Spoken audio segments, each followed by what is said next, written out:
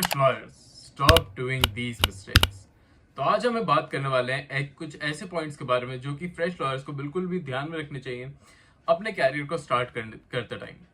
और इनमें ऐसे काफ़ी सारे पॉइंट्स होने वाले हैं जो कि मैंने अपने प्रेफरेंस, अपनी खुद की जो भी गलतियां हैं उनको देख के, या फिर जो भी मेरे कलीग्स हैं, जो भी लॉयर्स जिन्हें मैं जानता हूँ, उन्होंने भी ये गलतियां करी और जिसकी वजह से उन्हें काफ़ी टाइम लग गया अपने अपने लीगल कैरियर को सेटअप करने में। पर आज हम ये डिस्कस करेंगे और मैं आपको बताऊंगा कि कैसे आप अपने लीगल कैरियर को अपने बिल्कुल फ्रेशर टाइम से ही, या फिर जब आप फाइनल ईयर में तब से ही अपने लीगल कैरियर को काफी अच्छे से स्टार्ट कर सकते हैं। तो उसमें पहला पॉइंट तो यही आ जाता है कि जब आपको सबसे पहले अपना ध्यान देना होगा लीगल आर्टिकल्स को राइट करते टाइम। तो लीगल आर्टिकल्स को लोग बहुत ही, जो लॉ स्टूडेंट्स होते हैं उसे ज़्यादा प्रेफरेंस नहीं देते, बट मैं आपको ये बता दूं कि अगर आप एक फाइनल ईयर स्टूडेंट हैं और अगर आप लीगल आर्टिकल्स को काफ़ी अच्छे से प्रेफरेंस देते हैं और आप उन्हें काफ़ी अच्छे से लिखते हैं, और अगर आपका कोई लीगल आर्टिकल पब्लिश करा जाता है ऑनलाइन या फिर गूगल, बाय द गूगल, अगर वो गूगल के थ्रू पब्लिश हुआ है तो वो बहुत ही अच्छा हो सकता है आपके फ्यूचर ग्रोथ के लिए। क्योंकि आप अभी ये नहीं सोच रहे हैं कि अभी आप ये सोच रहे हैं कि जो भी आप लीगल आर्टिकल्स लिख रहे हैं वो कैसे पब्लिश होंगे, बट मैं आपको ये बता दूं कि अगर आप अपने लीगल आर्टिकल्स को पब्लिश कराना चाहते हैं तो आप किसी भी इंटर्नशिप में ज्वाइन कर सकते हैं जो कि कंटेंट राइटिंग से रिलेटेड हो, लीगल राइटिंग से रिलेटेड हो, और उन अपने जो भी लीगल आर्टिकल्स हैं उन्हें पब्लिश करा सकते हैं। और उन पब्लिश लीगल आर्टिकल से आप जब भी पास आउट हो जाएंगे, उसके बाद अगर आप किसी भी कॉर्पोरेट जॉब में जाना चाहते हैं तो उसमें वो सबसे पहले आपके लिए एक्सपीरियंस मांगते हैं। तो बेसिकली हर एक लॉ ग्रेजुएट के पास एक्सपीरियंस नहीं होता है। तो जब आपके पास एक्सपीरियंस नहीं होगा तब ये सारे लीगल आर्टिकल्स ही आपके काम आएंगे और आपकी जो भी एक्सपीरियंस लेवल की लैकिंग होगी उसको पूरा करने में आपकी हेल्प करेंगे। तो ये लीगल आर्टिकल्स जो भी हैं वो आपको काफ़ी अच्छे से पढ़ लेने होंगे, आपको अच्छे से लिखना आना चाहिए, तो उसकी रिसर्च स्किल्स भी आपको थोड़ी डेवलप हो जाएंगी उनको उनके ऊपर काम करते करते।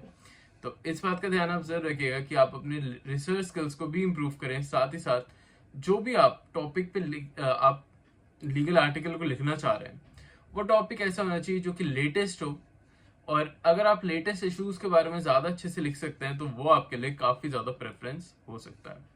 तो इन बातों का ध्यान आप जरूर दीजिएगा। ये काफ़ी छोटी छोटी बातें होती हैं जो कि हर एक लॉ ग्रेजुएट लैक कर जाता है या फिर वो इसको ज़्यादा प्रेफरेंस नहीं देता। बट इन सब बातों का अगर आप ध्यान देंगे तो आप अपने कैरियर को काफ़ी अच्छे से अपलिफ्ट कर पाएंगे और काफ़ी अच्छे से आपको ग्रोथ देखने को मिलेगी। अब अगर हम दूसरे पॉइंट की बात करें तो दूसरा पॉइंट एक काफ़ी आपका इंपॉर्टेंट पॉइंट भी है, बट साथ ही साथ बहुत ही यूजुअल पॉइंट भी है, जो कि हर एक लॉ ग्रेजुएट को पता भी होता है कि अपनी इम्प्रूव करना अपनी कम्युनिकेशन स्किल्स को। क्योंकि आपकी कम्युनिकेशन स्किल्स ही वो बेस होता है जिससे एक लॉ ग्रेजुएट एक काफ़ी अच्छी अर्निंग सोर्स को जनरेट कर सकता है। क्योंकि आप हमेशा यही बात को ध्यान में रखिएगा कि जब भी आपकी कम्युनिकेशन स्किल्स और आपके कॉन्टैक्ट्स अच्छे होंगे तभी आप एक अच्छा बेस बना पाओगे अपनी अर्निंग का। जो भी आपका अर्निंग सोर्स होगा वो भी काफ़ी अच्छे से बन पाएगा। और जब भी आप केस ढूंढने जाओगे, आफ्टर अगर आप लॉ ग्रेजुएट हो जाते हो, जब आप हो जाओगे उसके बाद जब आप केस लेने जाओगे तब बहुत ही ऐसे सारे स्टूडेंट्स हैं जिनके पास, मेरे को भी ऐसे काफ़ी सारे मैसेजेस आते हैं कि वो बताते हैं कि सर हमें 2 साल हो गए, हमें 3 साल हो गए वर्किंग करते हुए, बट हम अभी तक कोई इनकम जनरेट नहीं कर पाए। तो मैं उन्हें यही कहूँगा कि आप अपनी कम्युनिकेशन स्किल्स पर भी ध्यान दीजिए। क्योंकि कम्युनिकेशन स्किल्स वो बेस है जिसमें आप अपनी इम्प्रूवमेंट कर सकते हैं, और उसमें इम्प्रूव करते ही आपके जो भी केसेस हैं, मैं ये नहीं कह रहा कि आपको एकदम से काफ़ी सारे केसेस आने लग जाएंगे, बट एक आपकी अर्निंग सोर्स ज़रूर स्टार्ट हो जाएगी। तो आप अपनी कम्युनिकेशन स्किल्स पर बिल्कुल ध्यान दीजिए। अगर हम थर्ड पॉइंट की बात करें जो कि एक काफ़ी बेसिक पॉइंट होने वाला है, वो भी कि आपको अपने केस स्टडीज, जो भी आप केस स्टडीज करते हैं या फिर जो भी लेटेस्ट केसेस होते हैं, आप उनकी नॉलेज जरूर रखिए। जो भी मैं फाइनल ईयर स्टूडेंट्स को ये तो यही प्रेफर करूंगा कि आप जो भी डेली बेसिस पे एक केस लॉ तो जरूर पढ़िए। क्योंकि उन केस लॉ से जो भी आपको इन्फॉर्मेशन मिलती है, क्योंकि मैं भी आपकी तरह एक फ्रेश लॉयर ही हूँ, तो मैं आपको यही प्रेफर करूंगा कि क्योंकि आप हमेशा कोई भी आर्टिकल, कोई भी आप लॉज रूल्स आप याद नहीं रख सकते। आपको हमेशा एक बेस चाहिए होगा उस सब चीज़ को याद रखने के लिए, या फिर उसके लिए आपको एक ऐसा टॉपिक चाहिए होगा जिससे आप रिलेट कर पाए कि आप उस इंफॉर्मेशन को कैसे याद रख रहे हैं। तो उसके लिए आपको केस लॉस काफी ज्यादा हेल्पफुल होंगे, क्योंकि जब भी आप केस लॉस पढ़ते हो तो उसमें एक स्पेसिफिक इंफॉर्मेशन आपको दी जाती है, केस के बारे में बताया जाता है।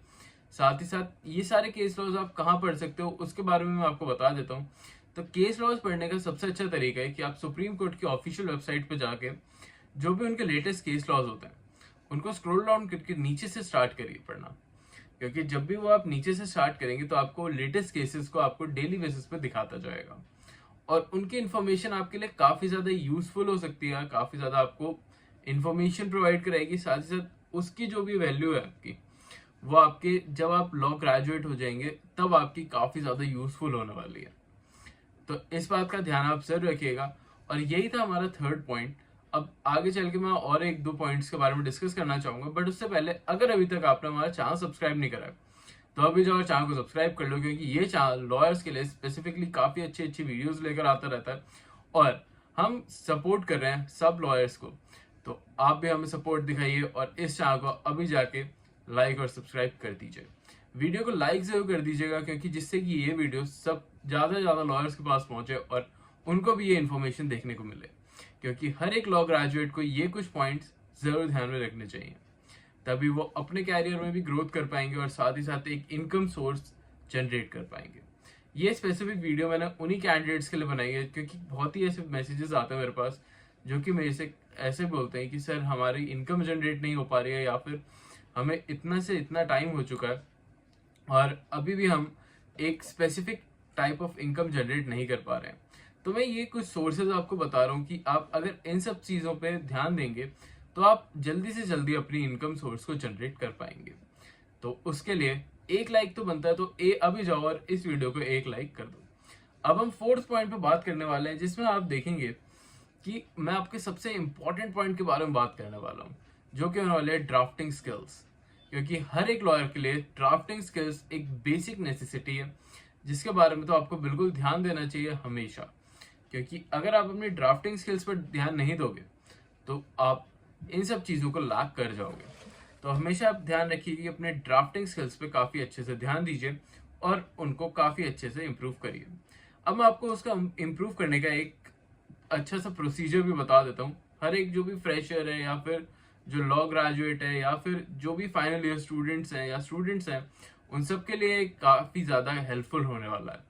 तो एक आप जा सकते हो फैकल्टी ऑफ लॉ के DU की वेबसाइट पे और वहां पे जाके स्टूडेंट्स के आप आईडी में जाओगे। फिर वहां पे जाके आपको कोई भी लॉगिन नहीं करना है, कुछ नहीं करना है। आप सीधा आप जाओगे यहाँ पे लॉ मटेरियल्स में। अगर आप लॉ मटेरियल्स में जाते हो तो वहां पे आपको सारे जितने भी सूट्स, प्लीडिंग्स, आर्टिकल्स जो भी आपके होते हैं, एफिडेविट्स, वो सबके आपको टेम्पलेट्स देखने को मिल जाएंगे। आप वहां पे जाके उन ड्राफ्टिंग टेम्पलेट्स को याद कर सकते हो। वैसे याद करने की ज्यादा जरूरत नहीं होती है, आप स्पेसिफिकली अगर उन्हें पढ़ भी लोगे तो भी आपको एक काफी अच्छा आपको आइडिया लग जाएगा कि कैसे ड्राफ्टिंग करनी होती है, क्या क्या स्किल्स रिक्वायर्ड होती हैं। साथ ही साथ अगर आप चाहते हो कि एक स्पेसिफिक वीडियो बना दूं आपके लिए जिसमें आपको मैं ड्राफ्टिंग के काफी अच्छे ऐसे पॉइंट्स बताऊं जिनसे आपकी ड्राफ्टिंग स्किल्स काफी जल्दी इंप्रूव हो जाएंगी, तो वो भी आप मुझसे पूछ सकते हैं। मैं आपके लिए वो वीडियो स्पेसिफिकली जल्दी से जल्दी लेकर आने की कोशिश करूंगा, सो दैट आपकी भी ड्राफ्टिंग स्किल्स और भी अच्छे से इंप्रूव हो जाए। तो मुझे कमेंट्स में जरूर बताइएगा, सो दैट मैं आपके लिए ऐसी और भी काफी सारी वीडियोस लेकर आता रहूं।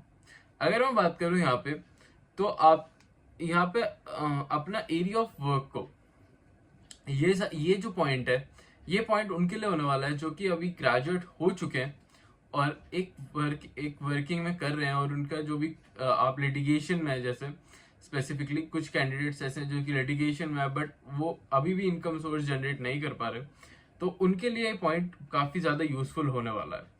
तो मैं उन्हें यही सजेस्ट करूंगा कि आपको अगर लिटिगेशन में आप इनकम जनरेट अभी नहीं कर पा रहे हैं तो आप अपने वर्किंग जो एरिया है उसको चेंज करके देखिए। मतलब अगर आप लिटिगेशन में हैं और लिटिगेशन में आप स्टार्टिंग में इनकम जनरेट ज़्यादा अच्छे से नहीं कर पाते हैं, एंड मैं भी ये समझता हूँ कि हर एक लॉ ग्रेजुएट को इनकम जनरेट करना काफ़ी ज़्यादा ज़रूरी हो जाता है, कभी कभी फैमिली प्रेशर के थ्रू, कभी कभी उनकी सेल्फ भी एस्टीम हो जाती है, जिसमें उन्हें एक इनकम सोर्स तो जनरेट करना ही है।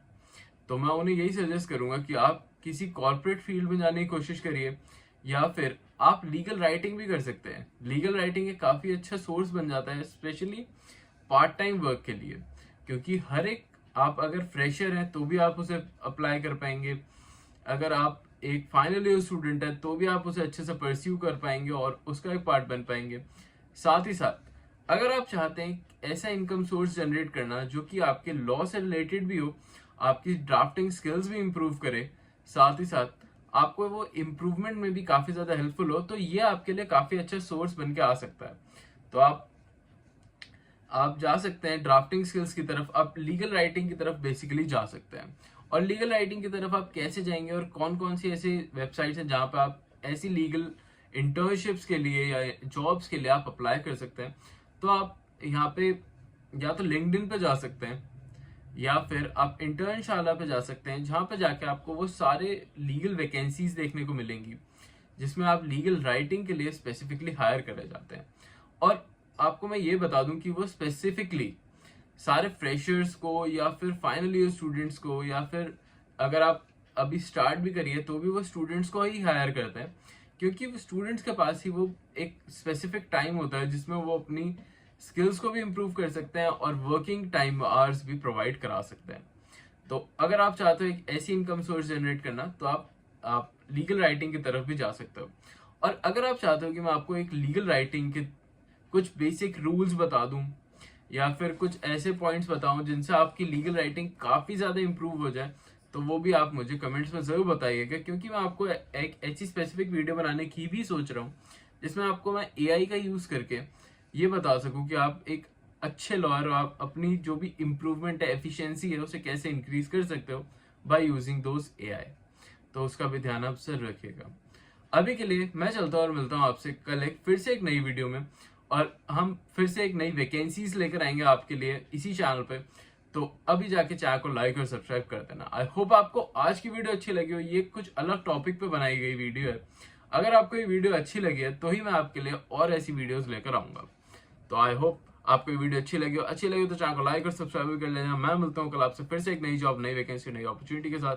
तब तक के लिए अगर आपको ऐसी स्पेसिफिक वीडियोस अच्छी लगती हैं तो मुझे कमेंट्स में जरूर बताइएगा। अभी के लिए चलता हूँ, मिलता हूँ कल आपसे फिर से एक नई वैकेंसी में। अभी के लिए बाय।